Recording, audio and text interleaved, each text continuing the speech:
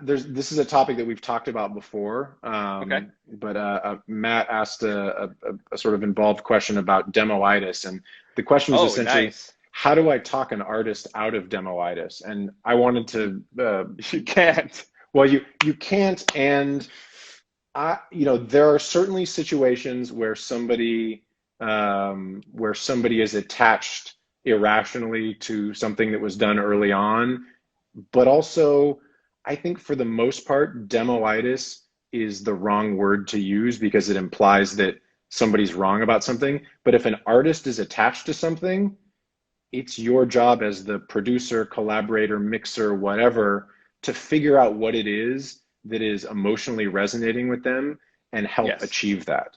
Yes. Um, So I have so many thoughts on I this, know and I have so many thoughts too. I'm trying to get Go a on them. psychologist and a neuroscientist on my podcast for this.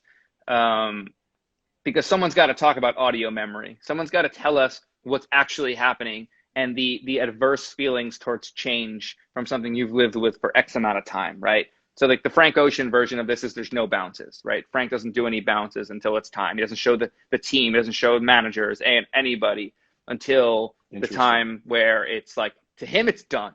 And then maybe there's notes. Maybe there's feedback from trusted sources. Who knows? I'm not privy to that piece Yeah. of information. But there's no bounces. So you leave and you come back. So living with this thing is dangerous. We know that for sure. Um, Living with an incomplete version of the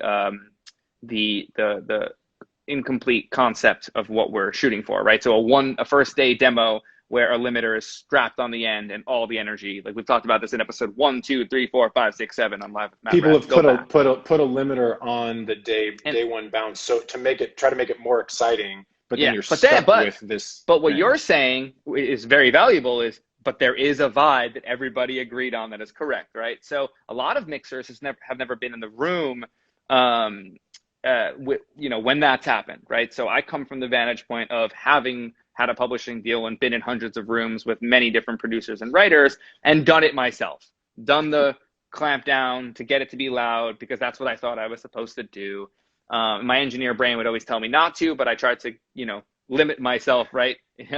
And say, all right, I'm not an engineer in this situation. I'm a producer. I'm a co-producer. I'm whatever. Yeah. So throw that out the window.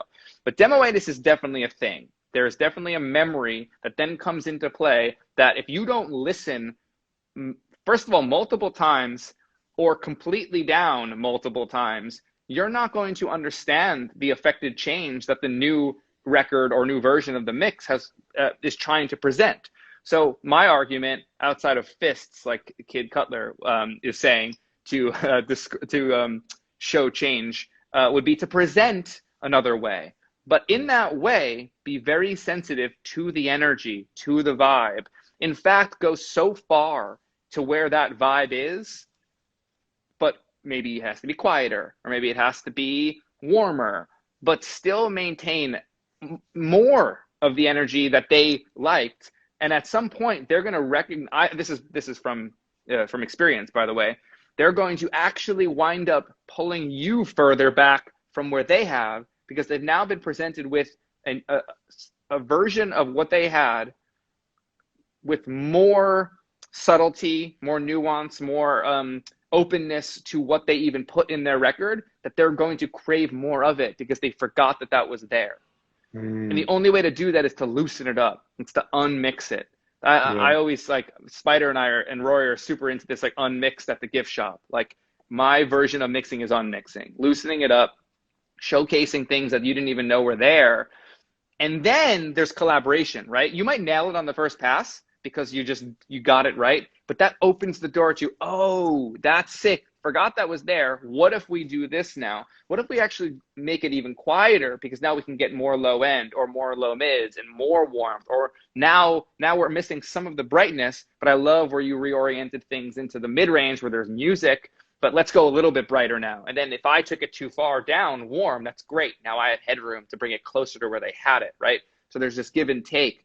But the only way to win that battle, for lack of better words, is to showcase a completely different version while maintaining vibe.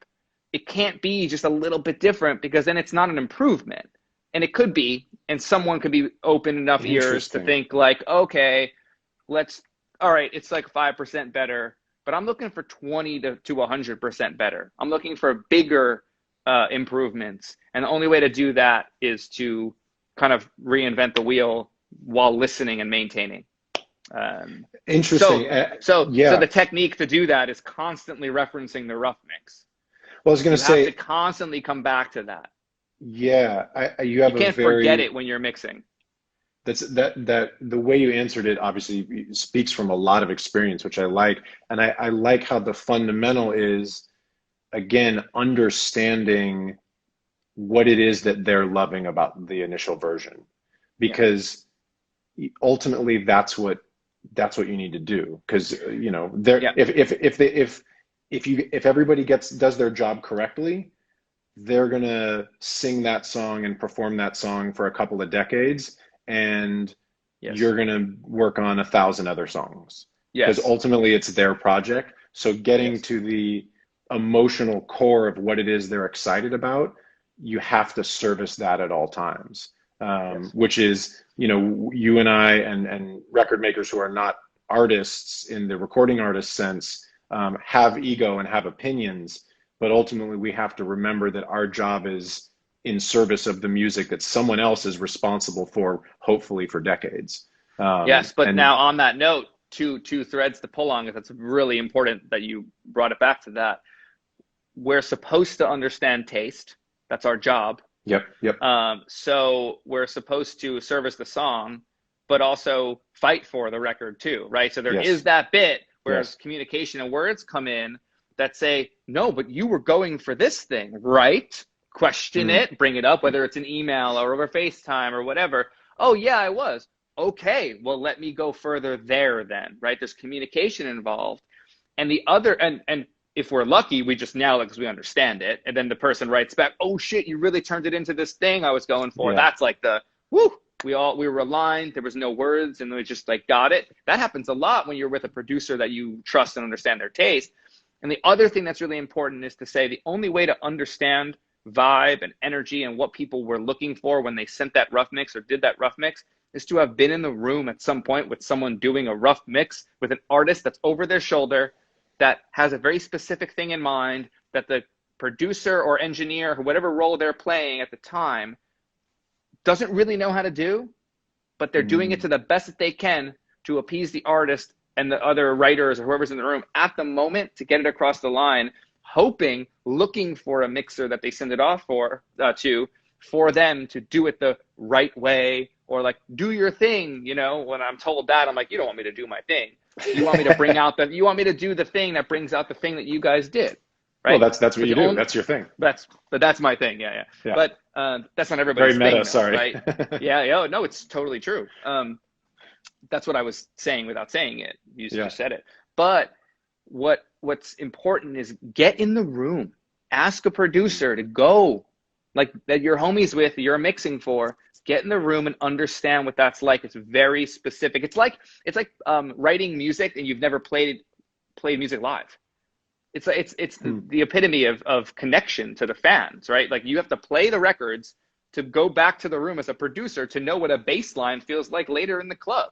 Like if you've never been to the club and you're making 808 beats, like how do you know how it's going to translate to the club? You're not living, you're not doing the lived experience. Same thing as mixing. If you're not mixing and you've never been in the production room, that's not the same connection. It's different. yeah, It can't be so technical. There's obviously the technical part that exists in the background. That's like the vocabulary, the vernacular, all that stuff exists in order to, to have the tips and tricks that lets you get things to a certain loudness level while maintaining full frequency response. Like, yeah, we have to know that. I'm an engineer, like I'm a mm, technician, but I don't want to talk like that. And I don't want to know that stuff out loud. I don't want that to be known. Like, I don't give a fuck about 2200 hertz.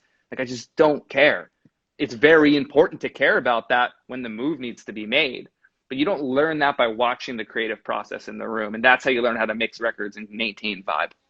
yeah, absolutely. There's two things I thought when you were saying that. One is back to that This Is Pop show, when they talk about the beginnings of that. What's it called? Sharian, the studio in Stockholm, that where Dennis Pop and then Max Martin and all those guys came up, that initially those guys were basically a collective of DJs, Dennis Pop Uh-huh. and those guys. And what they would do when they were making like the Ace of Base records is they would take the songs that they worked on that day, take them to the club, play them in a DJ set, and watch when the crowd, what they reacted to. And if Yes. there were parts when the crowd started to kind of lull, they go, we need to change that part. Thinking about what Yes. the intention of the record is, as you talk about a lot, is super, super important. I was going to say the other thing, Woo! Hold on, when I sorry. get, Hold on. Pause that just because that's crazy. Imagine being in the club when the lead line to the sign comes on and you don't know what that is yet, but you're just like, wait, this melody is crazy. Like, it never even lands on a note. It's so squiggly. And you're like, sorry, I just got chills thinking about that. no, absolutely. And Kid Cutler, that's just said in the chat there, same with Atlanta and Magic City, like Exactly. the famous strip club where, talk about 808s, like go to Magic That's, City and see what this record sounds like and see how the dancers respond and see how the crowd responds and see what people yes. do in the environment that is sort of the most pure version of the audience that you want to get into or get the music to. I was going to say when I get brought on at the end of projects, which happens often, and somebody hires me to finish, it can mean so many different things. And it's sometimes I'm redoing a production, sometimes I'm taking a few songs and just making some edits. We talked about it a few weeks ago. Sometimes I'm going in and just cleaning up the vocal and removing a few things, and all of a sudden the record makes sense. But I always, always, always try to have a good amount of conversation with the artist or the producers, the A&R, and get in the headspace that they've been in presumably for months and months. Because I can come in and do a thing, but it needs to be in service of a vision and a vibe and a collective intensity that's been there long before I got involved. And you have to go understand the intention and the feelings around the record, even if it's just this song was the first one we did a year ago and it's the most important emotionally to me. I'm the artist and it needs to be like this, or I don't want it changed much. Like those are important Yeah. pieces of information. And as a mixer, you are always coming in at the end of a very long process, and being mindful of that is super, super important.